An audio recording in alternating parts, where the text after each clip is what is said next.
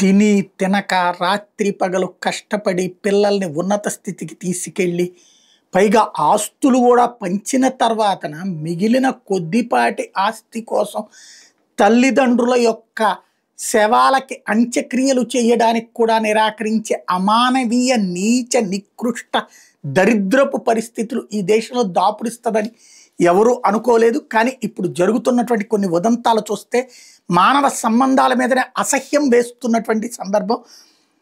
తాజాగా 2 పిల్లలు కన్నా ఆమె ఒంటరి అయింది. ఉన్న ఆస్తిని పిల్లలకు తలా కొంత రాసి కొంత తన పోషణకు ఉంచుకున్నారు.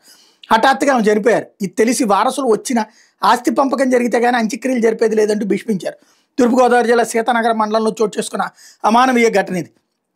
సీతానగరం మండలం మిర్తిపాడులో జీ ప్రభావతి 75 ఏళ్ళు ఒంటరిగా నివాసం ఉంటున్నారు. సచివాలయ ఉద్యోగి శ్రీనివాస్ శనివారం పింఛన్ ఇచ్చేందుకు వెళ్తే ఆమె మృతి చెంది కనిపించారు.